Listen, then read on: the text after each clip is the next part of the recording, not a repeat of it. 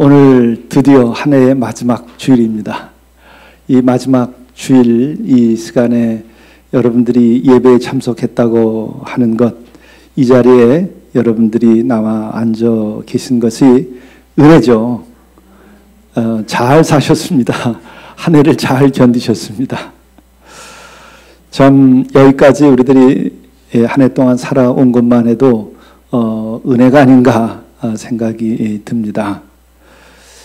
이렇게 우리들이 견디고 여기까지 온 것만 해도 성공이 아닐까 이렇게 생각이 듭니다.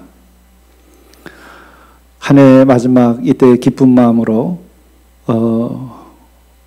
우울증에 걸리지 않고 여러분들이 이렇게 감사한 마음으로 나온 것이 정말 행복이고 성공이 아니겠나. 아멘. 그렇게 생각 안 하시나요? 그렇게 생각하시죠? 저는 올해 우울증 걸렸는데요. 그래도 아멘 할렐루야입니다. 어려운 중에도 우리가 주님께 나와서 예배를 드리고 또 이것을 넘어설 수 있는 믿음을 갖는 것이 또 이게 은혜입니다. 오늘 이 자리에 앉아있는 우리 모두 자신을 위해서 정말 장하다 이렇게 장하다 박수 치시고 그렇게 우리가 마음의 자신을 격려하고 하나님께 감사할 수 있으면 좋겠습니다. 저는 한 해가 끝나는 연말이 되면 복음서를 읽고 또 전도서를 읽게 됩니다. 그래서 지금까지 목회한 것을 쭉 보더라도 12월에는 성탄이 있으니까 복음서에 있는 말씀으로 설교를 해왔고 또 특별히 예외 없이 전도서를 가지고 설교를 해온 것 같아요. 근데 오늘 이 말씀 또 역시 전도서 3장 1절부터 14절의 말씀입니다. 이 말씀의 요점 그리고 키워드는 뭐냐 하면 범사의 기한이 있다 하는 거죠. 범사의 기한이 있다. 그리고 또한 천하 만사가 때가 있다. 기억하세요. 범사에는 기한이 있다. 유효기간이 있다. 이 얘기를 듣는 순간에 아하 하는 깨달음이 여러분 다시 오면 그 자체가 은혜입니다. 무슨 설명이 필요하겠어요? 또 천하 만사가 때가 있다. 때가 있지. 지난 한 해를 돌이켜봐도 그렇고 지금 내 자신을 봐도 그렇고 만사는 때가 있구나 하는 것을 오늘 말씀해 주고 있는 것이고 또 다음의 요점은 무엇인가 하면은 이 모든 것을 하나님께서 지으신 것인데 그 때에 따라서 다 아름답게 하셨다는 거죠. 여러분 여기에서는 지금 여러분들이 잘 못하실지 모르겠어요. 아름답습니까? 아멘 하시는 분은 대단한 은혜를 입으신 분입니다. 여기 아름답게 하셨다라고 하는 것은 슬픔도 기쁨도 눈물도 웃음도 다 아름답다라는 말이에요. 행도 불행도 다 아름답다라고 하는 말이에요. 지으신 모든 것이 아름답다 그렇게 지으셨다는 거예요. 여기까지 이르려면은 이거는 굉장한 영적 노력과 인생의 깨달음과 은혜를 입었어야만 가능한 거죠. 그렇습니까? 그리고 오늘 마지막 키워드 그리고 요점의 말씀은 하나님이 하시는 일의 시종을 사람으로는 측량할 수 없게 하셨다. 그렇구나. 여기까지 여러분이 아시면 인생을 통달하신 거예요. 여러분들은 우리가 알아야 할 하나님이 우리에게 계시한 것, 인생에 필요한 근본을 여러분은 다 아셨다. 이렇게 얘기해도 되는 겁니다. 이 점에 대해서 오늘 다 이것에 대해서 은혜 받고 깨달은 분들이면 설명이 필요 없겠습니다만은 우리 한 가지 한 가지 다시 짚으면서 은혜를 나누고 또 깨달음을 얻을 수 있으면 좋겠습니다. 범사에 기한이 있다. 이 첫 번째 것. 기한. 기한이라는 게 뭐죠? 유통기한. 야채, 우유 보면은 유통기한이 써 있습니다. 아무리 비싼 약이라도 그 약을 보면 뒤에 유통기한이 써 있어요. 그 약 한 알이 몇백만 원짜리 정말 대단한 요즘에 불치병이라고 얘기하는 것들도 낫게 하는 약을 보면 그 주사제나 약이 뭐 1,000만 원 가까운 뭐 이런 게 있더라고요. 근데 그것도 기한이 있다. 유통기한이 있습니다. 우유도 빵도 유통기한이 있습니다. 여러분은 유통기한이 있습니까? 여러분 자신은, 나는 유통기한이 있나요? 우리 장로님 유통기한이 언제까지예요? 예, 유통기한이 있어요. 유통기한 내에 그 주인이 써야 돼. 우유의 유통기한이 어제까지인 우유가 여러분 냉장고에 있는 분들 계시죠? 아니, 지난주에다 유통 끝난 거, 한 달 전에 유통기한 끝난 거 여러분 냉장고에 있습니까? 그거 아무리 보관해봐도 소용없어요. 아, 쓸 때 써야지. 범사에 기한이 있다. 나의 인생에도 기한이 있는 거기 때문에 쓸 때 써야 돼요. 젊은 날에는 실컷 젊은 날에 맞게, 나이가 들어선 그 나이에 들어서 맞게 그 기한인 줄 알고 그 때에 맞춰야 되는 거예요. 그래서 만사의 기한이 있다고 하는 것을 알게 되면 그 다음엔 때가 어떤 때인지에 대한 관심이 생겨요. 여러분은 지금 어떤 때를 살고 있나요?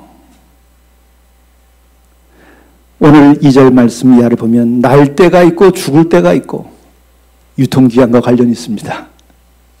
심을 때가 있고 심은 것을 뽑을 때가 있고 또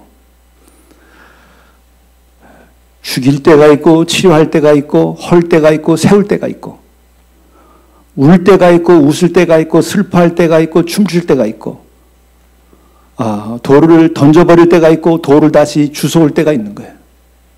그렇죠? 참 공동체를 세우면서 그 마당 일하고 흙일 하다 보면은 밭일 하다 보면은 그래요. 아, 이 돌이 이게 보통 불편한 거 아니에요. 근데 돌을 다 치우고 나 보면은 또 그 돌이 필요해서 또 가져다가 또 담 싸는데 또 갖다 써요. 마당을 쓸 때는 멀리 다 던지지만 그 쓸데없는 돌도 다시 주워다가 담장 쌓는데 꼭 필요한데 쓸 때가 있어요. 이렇게 모든 것이 다 때가 있다는 거죠. 또 이렇게 끌어안을 때가 있고 안는 일을 멀리할 때가 있고 그렇죠. 이 젊은 날에 좋아서 끌어안아도 나이 들고서 계속 끌어안으면 힘들어요. 진짜 그러시죠? 그래서 방도 따로 쓰고 그땐 그때 맞게 쓰셔야지 여러분이 건강하게 잘 사시는 거예요. 찾을 때가 있고 잃을 때가 있고 지킬 때가 있고 버릴 때가 있고 그렇죠. 우선 때가 있다는 것은 때에 맞춰서 끊임없이 우리들의 삶과 자연과 역사는 변화한다는 거예요. 변화를 받아들여야 되는 거예요. 만사가 때가 있구나. 그렇지. 그렇지. 이게 딱 터진 사람은 어떻게 해요? 고집스럽게 멈춰 있지 않아요. 고집스럽게 내 마음을 한 곳에 두지 않아요. 고집스럽게 어느 시점에 나를 못 박지 않아요. 끊임없는 변화를 받아들이는 거예요. 거울 앞에 섰을 때 여러분 어때요? 요새는 이 사진이 무섭더라고요. 제가 1년 전 사진, 3년 전 사진, 5년 전 사진 보면 세월을 거기서 느껴요. 그럼 어떤 게 진짜 나죠? 전부가 다 나라고 생각하는 사람이 자신을 잘 지켜가는 사람이에요. 그때가 좋았는데 나 자신을 진정으로 내가 성숙한 마음으로 나를 포용하고 있지 않은 거예요. 내가 내 인생을 잘 살고 내가 잘 나를 경영하고 나를 잘 키워가고 있고 양육하고 있다고 한다면 어떻게 해요? 변화한 모든 과정에 하나하나의 내 모습을 감사하는 거예요. 내 그때 그랬구나.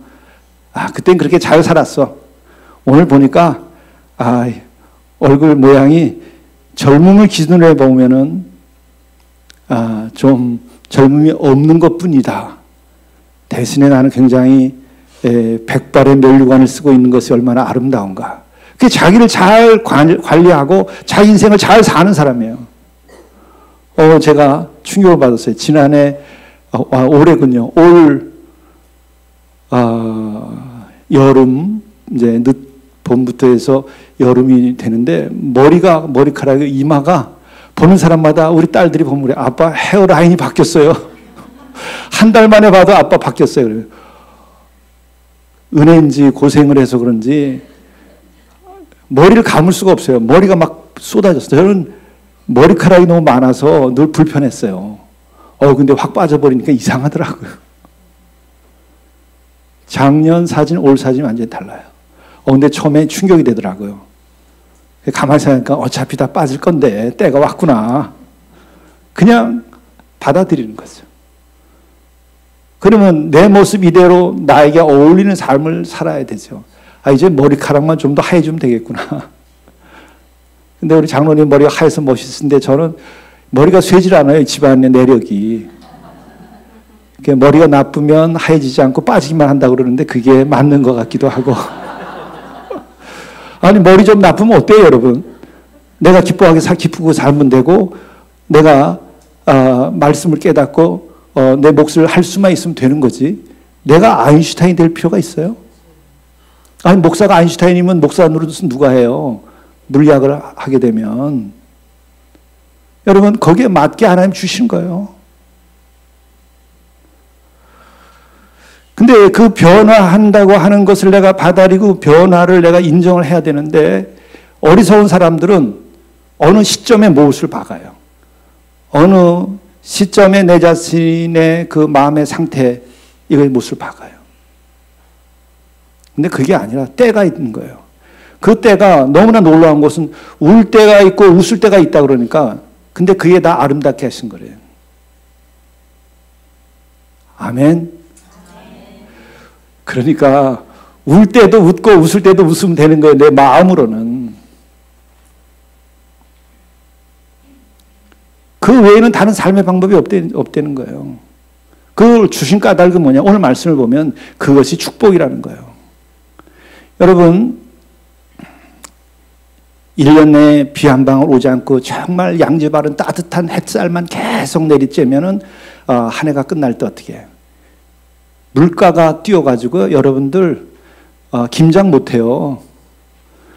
여러분들 슈퍼 가서 야채 못 먹어요. 왜요? 물이 없어서 다 타 죽는 거예요. 사막이 됐기 때문에. 장마도 지고 태풍도 부는 게 있어야 우리의 장바구니가 아주 살아갔을 때 넘치게 사가지고 올 수 있는 거예요. 나의 인생도 마찬가지로 웃는 날만 계속 있으면 어떻게 돼요? 그 미쳤다 그러는 거예요. 맨날 그 사람 웃기만 해요. 생각 없이 웃기만 해요. 아니면 웃음이 웃음인지 행복이 행복인지 몰라요. 여러분, 가난하다가 부자가 되면 돈이 생기면 너무나 행복해요. 20평짜리 살다가 25평으로 옮기면 너무나 행복해요. 근데 태어날 때도 50평, 죽을 때도 50평, 그 사람은 20평 살다 25평 살고 25평 살다 30평 살다 죽은 사람보다 인생이 행복하지 않아요. 누가 더 인생을 잘 살고 행복할까? 월세부터 시작했다가 전세했다가 20평 살다 25평 살다 그리고 떠난 사람이 50평에서 태어나서 그 집에 살다 50평으로 죽는 사람보다 훨씬 더 행복합니다. 아름답게 하신 거예요. 변화를 주신 까닭은. 그 과정을 여러분 즐기셔야 돼요. 월세 살 때 월세를 즐기고 전세 살 때 전세를 즐기고, 예? 우리도 그렇게 하다 보니까 멀리 이사도 가보고 괜찮더라고요. 집도 더 많은 집에 살아요. 추억도 많아요. 제가 혼인하고 20년 돌이켜보니까 18번 이사를 했는데 여러분보다 제가 더 많은 추억이 있어요. 이삿짐 날르던 추억도 더 많고. 우리 교회가 정말 제가 큰 교회에 부름받아가지고 그냥 그렇게 목회했다고 한다면 제 추억이 어떨까? 목회의 그 지난 날에 대한 그 영상들을 돌이켜볼 때에 어떨까? 저는 지금도 가슴에 찡한 게 있어요. 우리가 2층 교회에서 이제 다른 곳으로 또 옮기는데 그 여름 8월에 엄청나게 더웠어요. 에어컨을 틀어놔도 막 있어도 땀을 흘릴 때인데 우리 2층 교회에 짐을 옮기는데요. 그때 하동철 장로님이 연세가 제일 많았어요. 60대 넘어서 60 이렇게 되실 때였는데 학교 가면 대학의 학장님이시고 이런데 그분이 땀을 뻘뻘 흘리면서 제 서재의 책을 다 꺼내가지고 박스에다 묶는 거예요. 아니 학교 가서 손 하나 까딱 안 하실 분이 저녁에 보니까 손이 다 이렇게 벌겋게 다 벗겨지셨어요. 장갑도 안 끼고 하시더라고요. 열정적으로. 역시 예술가는 달라. 누가 시켜서가 아니라 당신의 열정으로 그 나이론 끈을 끊어가면서 막 책을 매는 거예요. 한 트럭을. 다른 사람이 도와줄 틈도 없이. 그리고 저녁에 보니까 손이 시뻘겋게 다 벗겨졌어요.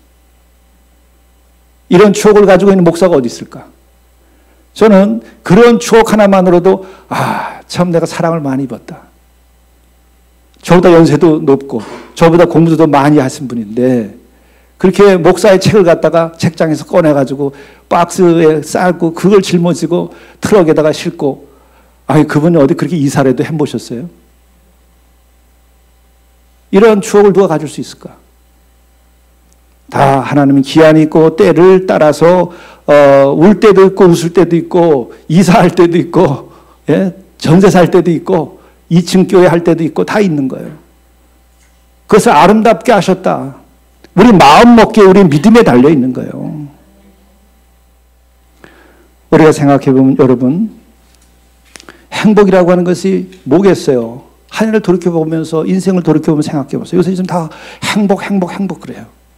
진짜 행복은 뭐겠어요? 불행이 없는 게 행복일까요?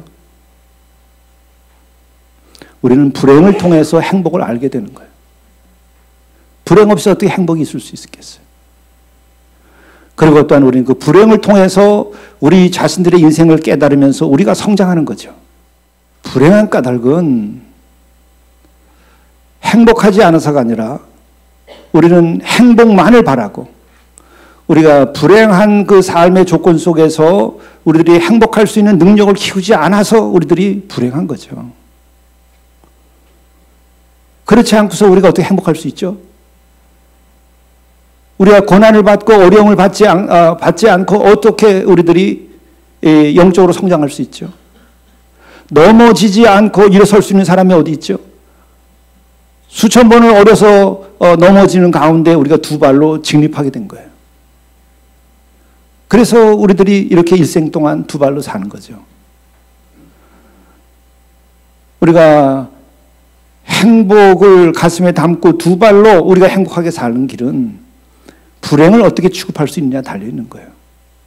근데 그거 빼고 행복을, 불행은 빼고 행복을,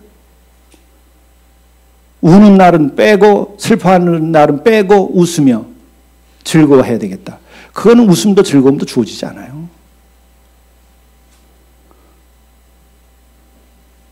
예수님의 삶의 과정을 보게 되면 우리보다 더 생각해보면 더 형편없이 불행해요. 그러나 예수님은 항상 자유로우셨어요. 항상 하나님과 동행하는 인생을 살았어요. 그랬으니까는 십자가의 고난도 흔쾌히 그 기도를 통해서 넘어서서 받아들일 수 있었던 거죠. 그 예수님이 하신 말씀은 나의 때가 이르렀다, 이르지 않았다, 그 때를 사셨어요. 그 모든 때에 합당하게 우리가 살아야 되고 그것이 하나님께서 우리를 아름답게 하시기 위하여 주셨다는 것을 또한 깨달아 알아야 하는 것이죠. 때가 있다고 하는 것은 무엇을 말하는 걸까? 그 때를 받아들이고 정말 그 때를 더 충실하게 살라고 하는 거예요. 변화를 받아들이면서 그 때에 맞게 충실하게. 젊은 날에는 어떻게 해야 돼요? 어렸을 때는 어떻게 해야 돼요? 나이가 들었을 때는 어떻게 해야 돼요? 그 때에 합당하게 살아가는 것이 중요한 거죠. 그런데 그 때에 합당하게 살아가도록 하나님께서 역사하시기 때문에 그 때에 맞게 마음에 주는 게 있어요. 우리의 마음속에 주시는 그 마음에 충실해야 돼요. 그 어린 시절은 어떻게 해야 돼요? 그냥 개구장이처럼 실컷 놀아야 돼요. 부모들이 간섭하지 말고 애들이 실컷 놀게 놔두란 말이에요. 하나님이 그렇게 하려고 하는데 자꾸 어른들이 손을 대니까 아이들이 실컷 못 놀아서 병드는 거예요.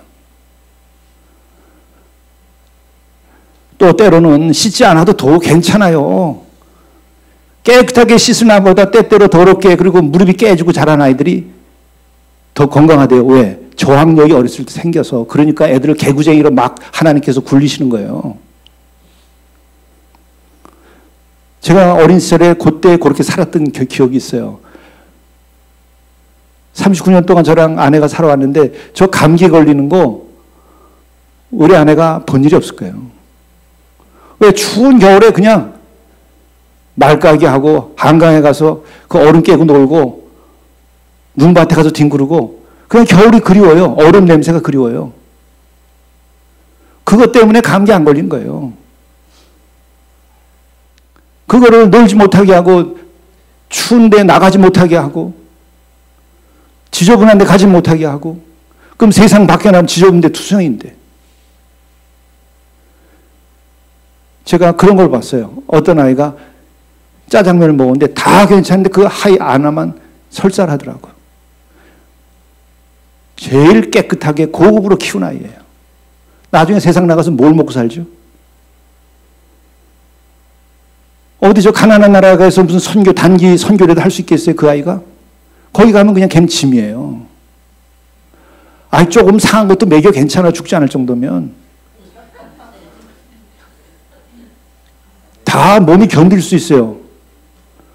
우리 상한 거, 우리가 그렇게 아끼는 거 강아지들, 걔들 먹어도 괜찮더라고요. 왜? 그 몸이 견딜 수 있게 준비가 돼서 그래요, 어렸을 때부터. 제가 이 얘기를 꼭 하고 싶은 게 반복해서도 아마 몇 번 앞으로 더 할 거예요.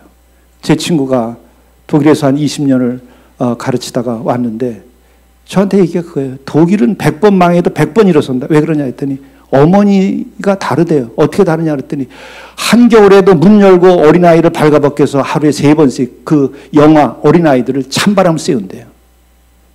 그게 약보다 낫다는 거예요. 실내 온도가 영상 5도인데 그 찬물에다가 아이들 그냥 수영시킨대요. 우리는 물 차갑다고 부모들이 난리친다는 거예요. 우리는 그냥 목욕탕 가서 수영을 시키지. 물 데펴가지고. 그러니까 이게 아이들이 약해가지고요. 지금 고난을 견딜 수가 없는 거예요. 누가 나라를 지키고 나라를 세우고 가정을 지키고 가정을 세우죠? 하나님께서 어떻게 하셨어요? 하나님의 나라를 세우려고 하기 위해서 할 때에 광야에다 굴렸어요. 40년 동안을. 광야를 통과하지 않으면 가난이 없는 거죠. 우리 인생에서. 광야로 내보내세요. 어머니 아버지가 살아계실 때 어린아이들 광야로 내보내시. 손자 손녀도 광야로 지키고 내가 눈 뜨고 볼 수 있을 때 광야로 굴리세요. 그러면 그 아이들이 나중에 그 집안을 잘 지키고 하나님 말씀 잘 지키고 아이들이 십자가라도 능히 지고 승리할 수 있을 겁니다. 그리고 청년이 되면 청년에 맞게 꿈을 가지고 앞으로 도전을 하고 나가야 되죠. 청년의 때. 청년의 때 그렇게 보내지 않으면 어떻게 해요? 또 청년의 때 좋아하면 실컷 연애도 하고 그래야죠. 언제 인생을 깨달아요? 연애하고 사랑할 때 인생을 깨닫지. 그거를 그냥 다 재가지고 계산해서 사랑을 해가지고 사랑이 될까요? 그건 경영이지. 경영을 가지고 인간이 크지 않아요. 경영을 가지고 돈을 벌 수 있을지는 몰라도 경영을 가지고 인간을 키울 수는 없는 거예요. 인간은 사랑을 해봐야 크는 거예요. 사랑에 실패도 해보고 사랑으로 배반도 당해보고 사랑이 뭔지도 알고 아낌없이 쏟아줘 보고도 아낌없이 그냥 다 줘버리고 많은 경험이 있어야 그 아이들이 크죠. 울타리에 가두지 말고 아이들이 주 안에서 발로 살아가는 것도 광야와 같은 곳에서 사랑도 하게 해야 되는 거예요. 또 나이 들고 노인 되면 어때요? 그때도 알통자랑하는 노인네들 있어요. 젊음을 자랑하는 노인네들 있어요. 자랑해봐야 젊은 애들이랑 게임이 되겠어요. 그러면 프로 선수들이 할아버지들이 프로 선수 하겠네. 다 30대 은퇴해요. 프로 선수들은. 노인들은 뭐예요? 감독하는 거예요. 감독은 뭐 하죠? 손흥민이 감독이 손흥민보다 공 잘 차나요? 못 차요. 근데 손흥민은 그 앞에 머리를 숙여. 왜? 감독에게는 지혜가 있기 때문에 그런 거예요. 감독에게는 그 젊은이들에게 길을 안내할 수 있기 때문에 머리를 숙이는 거예요. 노인들이 그렇게 해야지. 노인들이 그때가 맞지 않게 여러분들 미모를 자랑하고 알통을 자랑하려고 그러면은 그게 우습죠. 본인이 해야 할 거 해야 될 거 아니겠어요? 그건 왜 그래? 그때에 맞게 제대로 살지 않아서 그런 거죠. 어릴 때 실컷 놀고 젊어서 야심과 꿈을 가지고 아이들이 광야를 달려보고 고난도 겪어보고 사랑의 배반과 실패도 겪어보고 그리고 인생을 살다가 노인이 돼야 비로소 지혜가 생기죠. 광야의 경험이 없는데 무슨 지혜가 있어요? 끊임없이 좋은 것은 삼키고 쓴 것은 늘 피해가고 뱉으며 살아온 인생에 무슨 배울 게 있겠어요? 그런 사람들에게서. 광야를 통과했어야 배울 게 있죠. 그렇죠? 그러니까 때를 따라서 아름답게 했다니까 슬픔도 이별도 그냥 아름다움으로 생각하고 아름다움으로 느껴질 때까지 그냥 겪으시면 되는 거예요. 그럼 우리가 달라지는 거예요. 우리가 아름다워져요. 그래서 우리들은 또 이 때에 대해서 우리들이 생각할 것은 지나간 것은 또 지나간 것으로 우리가 생각해야 돼요. 때는 다시 오지 않아요. 그 때가 왔을 때 내 것으로 내가 쟁취하고 내 것으로 삼고 내가 누리고 그리고 지나간 다음에 잃어버려야 되는 거예요. 지나간 것을 그때는 했었어야 되는데 미련, 여한을 남겨놓는 거예요. 그 병은 죽을 때까지도 어떻게 해결할 수 없어요. 하나님도 어떻게 해결해 줄 수 없어요. 그때 그랬었을 텐데. 그때 그랬었을 텐데가 아니라 그때가 왔을 때 제대로 했어야지. 버스가 지나간 다음에 그 버스 내가 놓쳤네. 그거 탔어야 되는데. 그래봐야 어떡할 거예요. 그러면 그걸 깨닫고 앞으로 지금 오는 버스를 잘 타야지. 지금 이 순간을 놓치지 말아야죠. 어떤 사람이 전봇대 위에 올라가가지고 일을 하다가 갑자기 뚝 떨어졌어요, 그냥. 왜 떨어졌나? 20년 전에, 그 젊은 시절에, 우리 집 앞에 그렇게 예쁜 처녀가 늘 그렇게 자주 왔다 갔다 그렇게 했는데, 별일도 없이 왔다 갔다 보니까 그 예쁜 처녀가 내가 좋아서 이렇게 왔다 갔다 했구나. 그게 20년 후에 깨달은 거예요. 그래서 뚝 떨어졌어요. 그냥 죽었어요. 20년 전에 제대로 알았으면 되지요. 그래서 꼭 지나간 다음에 그때 계속 그거예요. 그때 수도 없어요. 다 그때야. 그리고 자기는 지금 현재가 없어요. Here now, 지금 여기가 없는 인생으로 살아오는 거예요. 삶의 방식이. 그런 사람은 어때? 지금 옆에 자고 있는 저 마누라가 저 사람이 아니었으면, 그때 그 여자였으면 내가 오늘 행복했을 텐데. 그러면 그 사람은 어때요? 그때 그 여자가 옆에 와서 누워 있었어도 똑같은 소리 할 사람이에요. 문을 지킬 것보다 내 마음을 지키라. 마음이 회개하여서 내가 지금 여기에 머무르지 못하는 인생이 됐는데 어떻게 행복이 있고 어떻게 내 삶을 내가 충만하게 살 수 있겠어요? 회개하면 어떻게 돼요? 과거가 사라지는 거예요. 미래에 대한 두려움이 없어지는 거예요. 회개하면 주가 내 안에 계시면서 지금 여기밖에 없어요. 지금 여기밖에 없다는 게 뭐예요? 그걸 영원이라는 거예요. 영원. 영원은 과거도 없고 미래도 없고 지금 충만한 현재가 꽉 찬 거예요. 무한하게 꽉 찬 거예요. 절대의 현재가 있는 것이 영원이에요. 지금이라도 지나간 것은 여러분 지나가 버리고 쓸어버리고 내가 회개하고 주 안에서 나의 주어진 인생을 기쁨으로 내 눈물을 흘리고 내가 슬퍼하는 것도 아름답게 하기 위함이라. 오늘 내가 광야도 이것도 또한 나를 위한 것이라. 내가 받아들이고 주 안에서 머물게 되면은 우리를 이길 수 있는 건 아무것도 없어요. 오늘 주어진 말씀이 바로 그거예요. 그 때가 있다. 그런데 오늘 그 이후에 주어지는 말씀이 뭔가요? 구절 하나를 우리가 더 말씀 나누면서 생각해 보면 기가 막힌 거예요. 우리가 열심히 일하지만 일하는 자가 그의 수고로 말미암아 무슨 이익이 있으랴. 우리가 때에 맞춰서도 또 열심히 땀 흘려서 일을 하는데 그 수고로 말미암아 무슨 이익이 있으랴. 이게 허무주의입니까? 허무주의면 하나님의 말씀이 될 수가 없어요. 그건 뭐죠? 제가 늦게 저는 이 말씀을 깨달았어요. 제가 젊은 날부터 전도서를 굉장히 좋아했는데 은혜가 되는 말씀이었었어요. 제게 길이 됐고. 근데 수고로 말미암아 무슨 이익이 있으랴. 여러분, 이익을 구하지 말라는 말씀으로 저는 들려요. 수고로 해서 우리가 얻는 그것이 이익을 위한 것이 아니라 수고하는 과정이 우리들에게 축복이에요. 실업자가 돼봐. 일이 얼마나 소중한지 알죠. 아이 마누라가 떠나가 봐. 얼마나 내 인생 혼자 사는 게 힘든데. 예? 지금 함께 수고롭게 함께 더불어 살아가는 그 사랑의 수고들이 우리에게는 이익을 위한 것이 아니라 그 자체가 의미예요. 이익을 구하려 하지 말고 그냥 수고로 기쁘게 받아들여. 수고로 말미암아 이익이 오는 게 아니고 수고로 인하여 우리들의 삶이 튼실해지고 삶의 의미가 발생하는 거예요. 저는 이것을 이렇게 해석해야 된다고 생각을 하게 됐어요.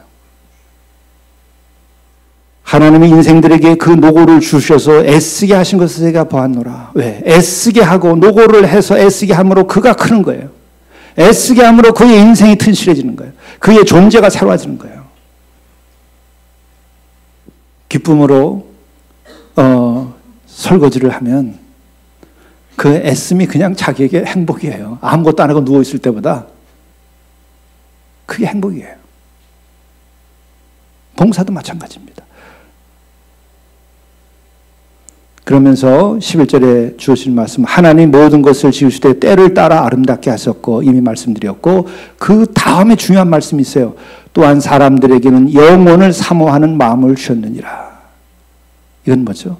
영혼의 빛 아래서 때에 따라서 일어나는 것, 웃을 때와 울을 때, 슬플 때와 기쁠 때, 이 모든 것들을 영혼의 빛 아래서 보라는 거죠.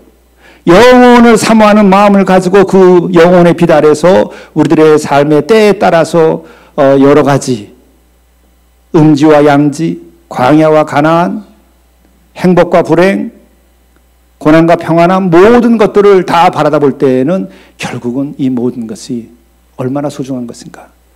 인생 끝나고 나면 불행도 없어요. 이 땅에 있는 동안에 불행도 있고 이 땅에 있는 동안에 수고도 있지. 그걸 기뻐하라는 거죠. 영혼의 빛에 보게 되면 별것이 아니에요. 왜? 그 모든 우리들의 수고와 슬픔과 배반당함과 외로움과 이런 것들이 영혼의 빛 아래서 보게 되면 내가 그 영원한 곳으로 가기 위한 성장의 과정이에요. 자식을 기르는데 그 수고함이 없이 여러분 진짜 엄마가 되고 아빠가 될 수 있으셨나요? 여러분, 아이들이 태어나서 특히 남자들 배에서 기르지 않았기 때문에 아이가 태어나도 내 자식이 관념에서만 자식이지 내 자식이 아니에요. 저만 그런가요? 아니에요. 모든 남자들을 한번 양심을 가지고 생각해 보세요. 머릿속에서 자식이지 진짜 내 자식이 아니에요. 내 자식이 되는 것은 걔 귀저귀를 갈고 걔가 아파서 갑자기 열이 나가지고 어떻게 할 바 없어서 자다 일어나가지고 아이 들쳐 안고 병원에 가보면 그때 내 자식이 되더라고요. 저는 그것도 많이 못한 죄인이지만 그 아이를 무게를 느끼면서 내가 팔이 아프면서 병원에 달려가 보니까 그때 이게 내 자식이구나. 그게 생기는 거예요. 자식을 기르면서 고통을 겪지 않고 여러분들이 어머니가 되고 아버지가 될 수 있나요? 안 돼요. 호족상의 어머니 아버지는 될 수 있는데 내 가슴 속에 내 인생에 걔가 없이는 안 되겠다고 하는 그 사랑의 마음은 언제 생겨요? 그 아이 때문에 고통을 겪고 그 아이 때문에 눈물을 흘리고 그 아이 때문에 기도하고 그 아이 때문에 내가 회개를 하고 그 아이 때문에 내가 그 많은 어둠의 나날을 통과해야 그 자식이 진짜 내 자식이 되는 거예요. 그러면 아내와 남편은 어떨까요? 속 썩이는 남편을 위해서 기도하고 내가 겪어봐야 내가 진짜 한 여인이 되는 거예요. 한 여성으로서의 한 인격체로서 내가 더 큰 존재가 되는 거예요. 아이, 목사님 그거 겪어보세요. 안 겪으면 좋겠지만 그게 마음대로 되나요? 인생은 서로 그렇게 살아가는 건데. 아닐 수 있으면 좋지만 인생은 그렇게 돼 있지 않아요. 그건 비현실이에요. 서로가 서로에 대한 기대를 가지면 다 실망이 따르는 거예요. 왜 실망이 따르고 왜 내 아내가 나에게 부족하고 내 남편이 나에게 부족하죠? 내가 그에 대한 기대가 높기 때문에 그런 거예요. 그건 또 뭐예요? 결국은 자기 이기심이에요.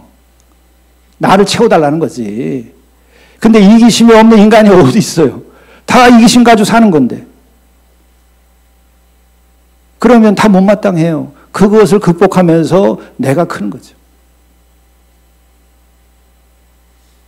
그러니까 결국은 모든 우리들의 때에 따라서 겪는 것들이 아름답게 하기 위해서 그 일들이 아름다운 거예요. 영혼을 사모하는 마음 속에서 내가 겪는 그 고통을 생각해 보면 괜찮아요. 우리는 그 영원한 세계로 가기 위한 중간에 이 고통이 사다리였구나. 이 나의 배반과 실망과 고통이 영혼을 향한 그 주님께로 가는 사다리였구나. 주님은 사다리가 되주셨어. 왜? 십자가의 고통까지 겪었잖아요. 당신이 잘못한 것도 없는데. 우리 때문에 그분이 그렇게 겪었잖아요. 그럼 우리가 좀 겪는 것이 뭐가 그렇게 억울해? 믿음이 없어서 억울하지. 그렇지 않아요? 제가 그런 생각이 때때로 드는 거예요. 제가 목회하다가 큰 목회도 아니면서도 제가 훌륭한 목회하는 것도 아니면서도 때때로 좌절할 때도 있고 번아웃 되는 때도 있고 그래요. 그럴 때 마지막에는 야, 나는 십자가에서 죽었다. 나는 너를 위해 십자가에서 죽었는데 뭐 그거 가지고 그러냐? 할 말이 없는 거예요. 여러분 안에 여러분이 주가 계시고 십자가를 지고까지 여러분을 사랑하신 주님이 여러분 안에 계시면 주님이 여러분에게 뭐라고 얘기할까요? 여러분이 그야말로 구세주로 고백하지 못하는 여러 단계가 사람들에게 있는데 그렇게 못하더라도 그분을 나의 스승으로 그분이 훌륭한 분이라고 생각하더라도 그분이 그렇게 사신 것만 생각하더라도 고난이 은혜죠. 고난이 거룩해지고 하나님께로 이루고 내가 인격적으로 온전하게 되는 사다리죠. 한 해를 돌이켜보면서 우리가 겪은 것들 너무 억울해하지 마세요. 그 자체가 우리들에게는 귀한 것이 아니겠는가. 그리고 12절에 중요한 말씀을 하는데 사람이 사는 동안에 기뻐하며 선을 행하는 것보다 더 나은 것이 없는 줄을 내가 알았고 사람마다 먹고 마시는 것과 수고함으로 낙을 누리는 그것이 하나님의 선물인 줄도 알았도다. 그렇죠? 이것을 깨달아 알면 어떻게 되죠? 불행할 때도 기뻐하며 선을 행하고 슬퍼할 때에도 기뻐하며 선을 행하고 내가 광야에 살 때에도 내가 기뻐하며 선을 행하고 가나안에 살 때도 기뻐하며 선을 행하고 내가 높은 자리에 있을 때나 낮은 자리에 있을 때는 항상 내가 선을 기뻐하며 행하면 되는 거예요. 기뻐하며 선을 행하는데 무슨 조건이 있어요? 노숙자가 되어도 기뻐하며 선을 행할 수가 있어요. 왜? 그 곁에 내가 도움받을 노숙자가 이렇게 많은데 우리가 다 알잖아요. 노숙인 형제들도 돕는 이들은 늘 도와요. 얼마나 감격스러워요. 그 세계에도 돕는 사람 돕고 받는 사람들 받아. 돕는 자가 베푸는 자가 행복한 거죠. 여러분 우울하고 어둡고 힘드세요? 기뻐하며 선을 행해 보세요. 그러면 그게 내가 받는 것보다 내가 행하는 것이 나를 더 기쁘게 만들어요. 우리 약 먹는 것보다 운동하는 것이 우리를 더 건강하게 만들잖아요. 우리의 영적인 근육을 키우는 것도 마찬가지예요. 내가 받으려고 하고 약을 먹는 것보다도 내가 운동을 하듯이 선을 행해버리면 기뻐하며 행하면 그것이 나의 영혼의 정신의 근육도 강화되는 거예요. 그러니까 오늘 말씀이 사람이 사는 동안에 그냥 기뻐하며 선을 행하는 것보다 더 나은 것이 없는 줄을 내가 알았다. 어떤 약이 필요해요? 어떤 행복할 수 있는 길이 필요해요? 어떤 가르침이 필요해요? 필요 없어요. 오늘 말씀에 다 있는 거예요. 기뻐하며 어떤 상황일지라도 선을 행하면 되는 거죠. 그리고 사람마다 먹고 마시는 것과 수고함으로 낙을 누리는 것, 먹고 마시는 것으로 수고함으로 낙을 누리라. 먹고 마시는 거 귀한 겁니다. 아니 지금 중환자실에 가보세요. 먹고 마신 사람 한 분이나 계신가? 다 먹고 마시는 사람이 그냥 꽉 찼어요. 그 먹고 마시는데 왜 불평이 말이 많아? 이게 맛있고 없고 뭐 그렇게 복잡해요? 아, 먹는 것만으로도 내가 귀한 걸로 알고 수고함으로 이것이 나에게는 도움이 되는구나 알고 낙을 누리는 것이고 하나님의 선물이 어디에 있어요? 기도하니까 하늘에서 금송아지가 떨어졌다. 기도하니까는 하늘에서 진문서가 나한테 떨어졌다. 기도하니까는 달러가 박스째 나한테 떨어졌다. 그런 기도 응답받는 사람이 있어요? 60억 물어보세요. 사람들한테. 기도하니까 나를 기쁘게 수고하게 만드시는 거예요. 그 수고를 통해서 우리가 잘 사는 거예요. 그거 말고 뭐가 있어요? 기도하니까 나에게 일할 수 있는 기회를 주고, 기도하니까 어려운 일도 내가 능히 감당할 수 있는 능력을 주고, 기도하니까 슬픔도 슬픔으로 받아들이고 내가 거기서 최선을 다하게 만들어 주시고, 내가 절망적 상황인데 기도했더니 그 절망적 상황 속에서 나를 일으켜 세울 수 있는 은혜가 있고 그렇게 응답을 주시는 거죠. 그 모든 수고함이 은혜죠. 그렇지 않은 것은 여러분 미신이에요. 그리고 응답 아닙니다. 그래서 우리는 하나님의 은혜, 우리들의 축복은 뭐예요? 일상의 것들이 축복이에요. 일상의 것들이 은혜예요. 아주 고대로부터 현자들을 통해서, 영성가들 통해서, 수도자들 통해서 내려온 이야기가 있어요. 많은 사람들은 성경을 볼 때 물 위에서 걸은 것을 기적이라고 생각하지만 이미 우린 땅 위를 걷는 게 기적이다. 저도 무릎이 아파가지고 못 걸어보니까 걷는 게 기적이더라고요. 인간은 다 걷잖아요. 동물들은 기어다니는데. 여러분, 우리가 건강하려면 60조 개의 이 세포가 제대로 돌아가야 되는데 이게 잘 돌아가야 걷죠. 걷는 동안에 은혜이고 기적이죠. 일상이 은혜다. 일상이 신비다라는 거예요. 그리고 오늘의 마지막 결론으로 두 가지 말씀할 수 있는데 그건 뭐냐면, 그러나 하나님이 하시는 일의 시종을 사람으로 측량할 수 없게 하셨도다.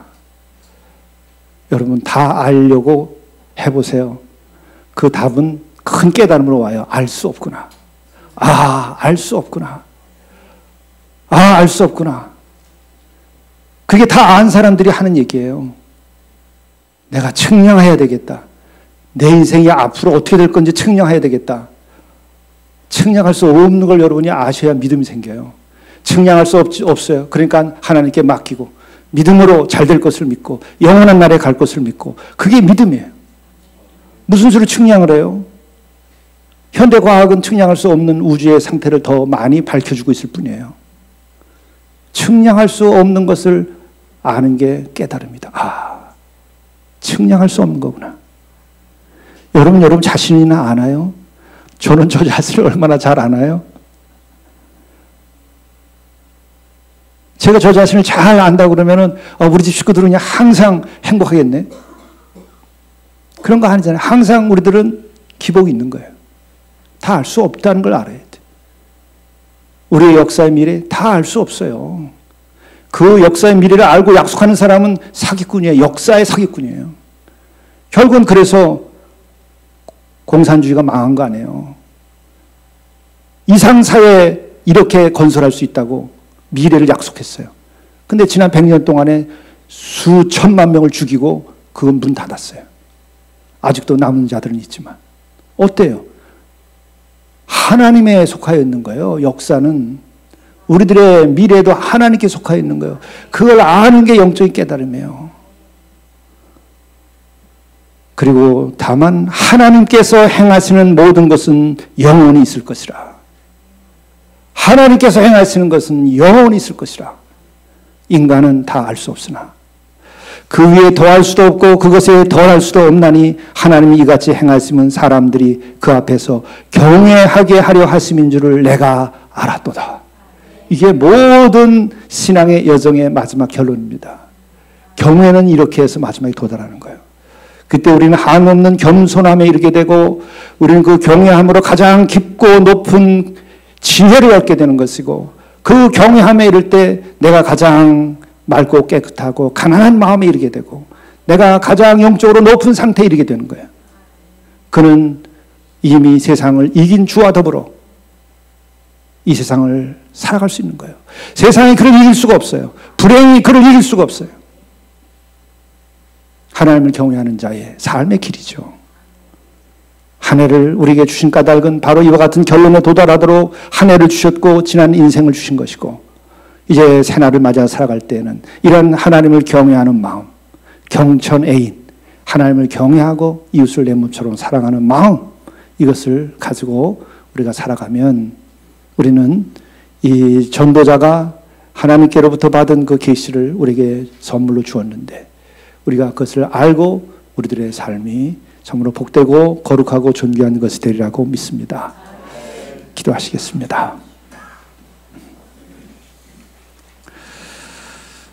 사랑의 주님, 범사에 기한이 있음을 알고 만천하 만사가 때가 있음을 알고 또한 우리의 모든 것을 다 알 수 없음을 알게 하시며 그러나 때를 따라 아름답게 하시고 또한 사람들에게 영혼을 사모하는 마음을 주셔서 우리와 하여금 하나님을 향하여 갈 수 있게 하시는 것을 감사합니다. 이제 우리는 하나님이 행하시는 모든 것만이 영원한 것인 줄을 알고 오직 우리가 주를 사랑하고 경외하며 또한 우리의 이웃과 우리에게 주어진 일상을 우리들이 거룩하게 여기며 살아갈 수 있도록 순간순간 지금 여기에 충실하게 주의 사랑을 가지고 살아가도록 인도하여 주옵소서. 예수 그리스도 이름으로 간절히 기도드리옵나이다. 아멘.